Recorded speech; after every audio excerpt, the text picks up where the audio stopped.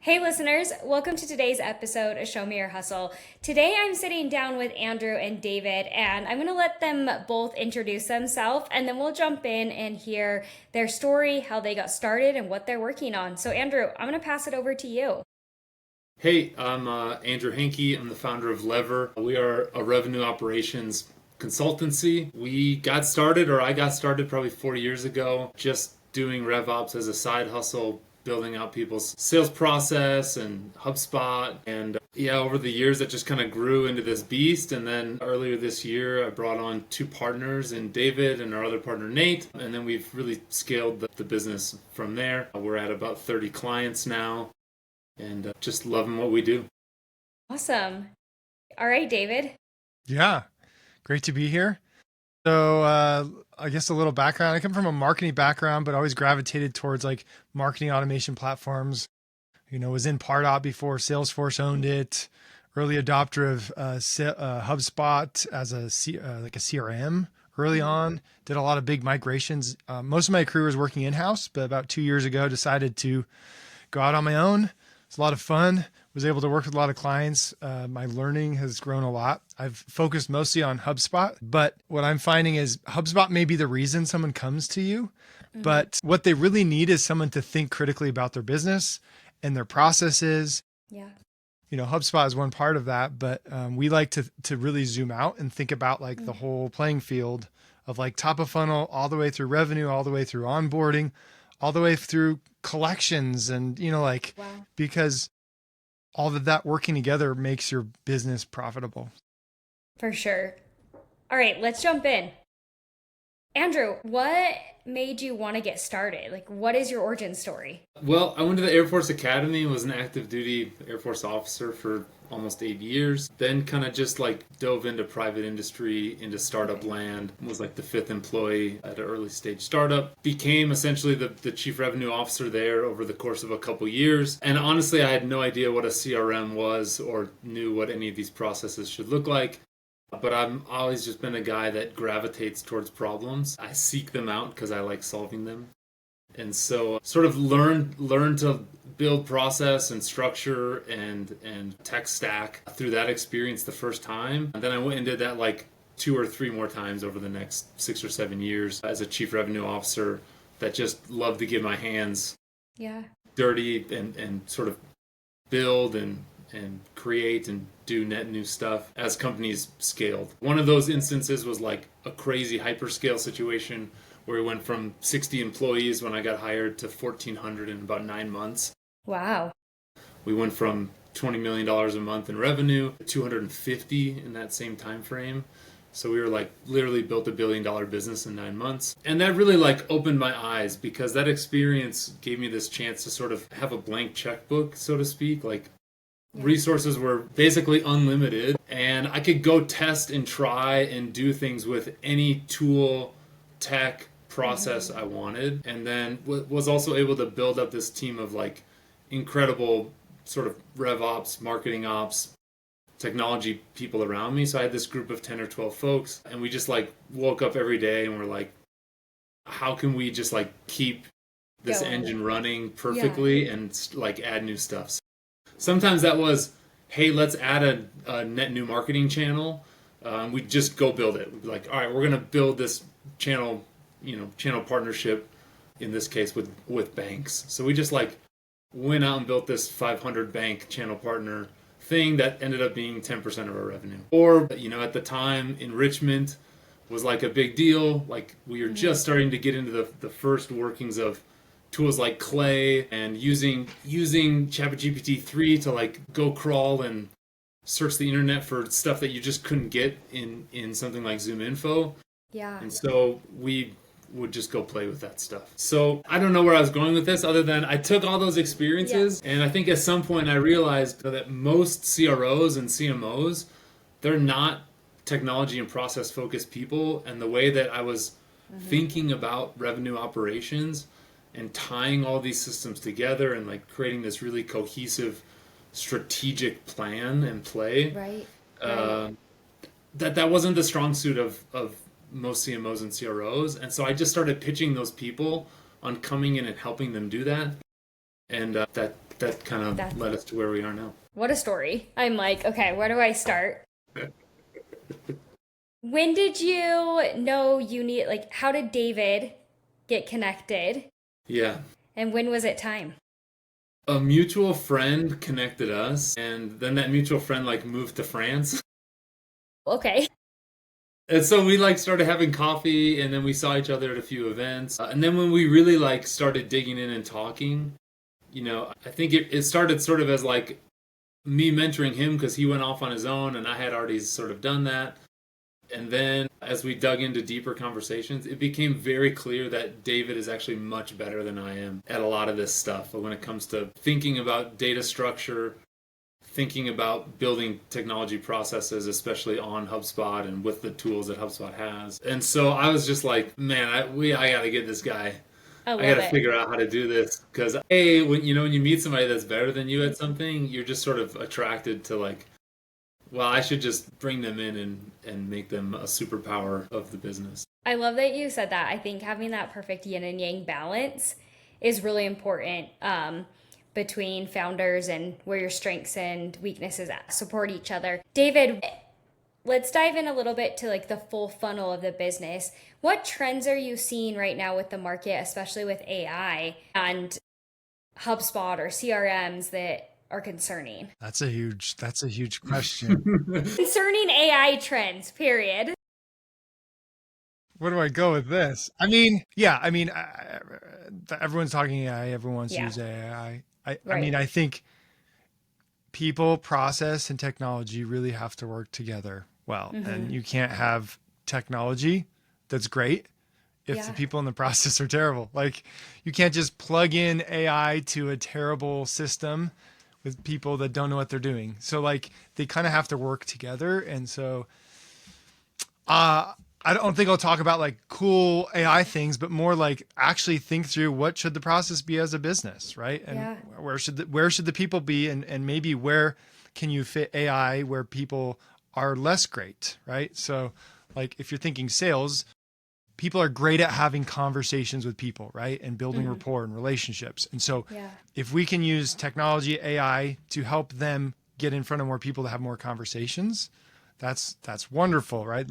Because we still want people to be part of the process. Like we want to build relationships and buy from people we trust. So, sometimes I'll wake up and be afraid of like, what is the next 2 years going to look like? Am I going to have a job, But then when I actually look at companies and what they're doing, I'm like, wow, like they actually need help.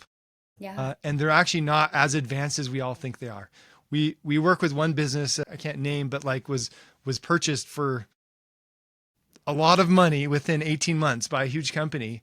And what they're needing to do is not like crazy advanced. It's like the basics, like how do we have a great funnel and how do we make sure things don't fall out of the funnel? And so the basics are still really important, and you have to have the basics in order to like plug on any advanced stuff. But I will say on the AI front, and I don't know where we want to go with this, we're really thinking creatively about how we as a business, so Lever, build our own processes using AI in every way possible we can. Yeah. And that's kind of been fun. Like there's some companies that maybe built other processes and are trying to adapt. We're kind of building a business in an age where there's so many different AI tools available that we can actually build that as part of our foundation. So that's kind of fun. What would you say differentiates you from other HubSpot partners, or what you talked a little bit about the full cycle, even through collections. Yes. And that's something I haven't heard of, actually. I'm like, oh, that's like sparked me. Literally. And I'm like, I'm doing AR for Supered right now. Like we're a startup, and I'm like, oh my gosh, that's literally my nightmare. Yeah, I have a lot of thoughts. Andrew probably has a lot of thoughts too. So I'll be quick. Part of why I don't think so. We were actually in a sales meeting the other day, Andrew and I, and they said, who typically owns this? And we were talking about stuff like that crossed marketing, like inbound sales, like qualifying, and then like taking a deal to signature. And then also Right. this idea of like, well, how do we activate? Because just because you have a customer that's signed doesn't mean they're actually going to get activated and onboard, whatever that looks like. Right. And they're like, who should typically own this? And we kind of like responded like, well, that's kind of why we exist, because like Yeah. there really is no owner that can really see that whole thing and help across all of those different pieces. And like typical companies have their silos based on like hierarchy, like who's the director of what, and hopefully, Right. and I think good companies are obviously breaking down silos and working across those, but inherently there's silos, and people are like, hey, this is my fence, I don't actually go on the other side of that fence. And you're like, Right. well, you kind of have to, because that's how the business works, is you actually don't have fences. You have more of like an assembly line, right? That's Yeah. integrated. And so we really think about like pipelines, and honestly, assembly line. I haven't thought about that that's actually, I was like, that's a really that's beautiful actually an answer. interesting, I'm probably taking because that. like instead of having separate, and it's literally Yeah. your business is an assembly line of like, how do we bring people in? What's their journey? And how do we launch them successfully? How do we get their money? Right? How do we renew Yeah. their contract? And so we what differentiates us, you asked us, I think, we think big picture, and we want to solve big, hairy problems. And you might bring us in because you want us to launch an email campaign, but we're going to actually zoom out and say like, actually, is that helping you? Is it helping your sales? Is that actually the right communication you want to Right. do? Are you even focusing on the right problem? Yeah. Maybe you should actually be focused on doing onboarding of your current customers. That's the biggest path to revenue, instead of getting new ones. Like, Yeah. Andrew, I'll stop. Go. That was pretty good. Yeah. I was like, Yeah, I think one of our strengths is we were mostly operational within businesses for the better part of, 15, 20 years of our working careers. And so we sort of know the pains of what it looks like to be, responsible executors of scalable businesses. And then I think the other thing that makes us really unique is people ask us who our ideal customer is. yeah. And we're like, I don't even know how to answer that. Like, we work with extremely high velocity early stage startups, and we work with 120-year-old manufacturers that, are publicly traded companies and are behemoths. Ultimately, when you dig down to it, the problems are still the same in all of those places. And most of the time they boil down to some mixture of process and technology, with visibility and accountability built into those processes and tech stacks, and implementing and actually executing those things. I think that's the other, to tie this back to AI. AI is an incredible idea machine, but we all know that ideas are worth nothing unless you can execute them. So you could ask ChatGPT to build a cohesive RevOps strategy for you, but is the AI going to actually implement it and hold people accountable to it? No, they're not. Yeah. So that's a big part of the pie. What would you say has been your biggest win so far this year? I had a week off last week, and I didn't work for the first time in 2 years. So, like, part of why we want to form a business is to like make money, to do things, Right. but like build our careers. Yeah. But like, we also want to get time back. And so I think sometimes linking arms with other people is good. So I don't know. That is That's the first most thing I thought startup about. hustle phrase I have heard yet. I think that's a huge one, actually. Like, I'd say the biggest win for us is just our ability. We've grown into having this ability to set the frame with our clients and internally in our company culture to say, like, we're not going to allow AI to be this thing that makes us sort of trapped in this paradox of just because we're more efficient doesn't mean we should like get sucked in more. Right. And so we are very conscious about that balance. And we still think it's extremely important for humans to like read and think and be creative and like make art. And David's got a ton of musical instruments there. He loves to play drums, and so like all of that stuff is still it's way cooler. Wow. Okay. It's so important to do those things still, like right. And we don't want to get trapped in this machine of staring at our computer screens all day long, because ultimately our work is going to suffer and our lives are going to suffer because of that. And we want to optimize towards like doing the best we possibly can. What is your biggest fear for 2026? What's keeping you up at night? I'm I not don't that fear fearful of a person. very much. I yeah. I mean, that's an interesting. I'm not. I think I'm excited. I'm excited for the next year. I think it is hard scaling. Part of why people hire us is because of us. Mm-hmm. And so it's really hard from an agency's perspective to think through like how do we scale that? Yeah. And that's a hard, challenging problem. And it doesn't necessarily mean we never are doing anything. Like the goal isn't to not necessarily not ever be doing anything, but like Right. to think through who should own what and how you delegate. That's hard. That's a hard problem. I have a hard time with that. But the future is so bright, so bright. Future's bright. Yeah, I mean, I would just say, like, I suppose I worry the most about sort of macro trends that we can't control. Yeah. But, I'm also a huge believer in, like, thinking too much about the future just creates unnecessary anxiety. And I want to be able to save and reserve as much of my energy to be in the moment as I possibly can. So I don't worry about it too much. I like that. All right. Rapid fire. I never get to do this with two founders. So coffee or tea in the morning? Coffee. Neither, just water all day long. You don't drink any caffeine? No caffeine. Let's go. I have 6 kids too. I was just going to ask you next. Do you have kids? Because I didn't drink Sometimes coffee more than until... that. I do foster care too. Oh my gosh. All right. What's the first app you check when you wake up? Probably message. Yeah, Slack. I hate saying that, but What do you, podcast or book? Podcast. book. I'm into hard physical things, physical assets. I like it. All right. And perfect Saturday morning. Do you keep your laptop closed? Yes. Yes. Saturday morning. A trail run in the mountains for me. Sleeping in.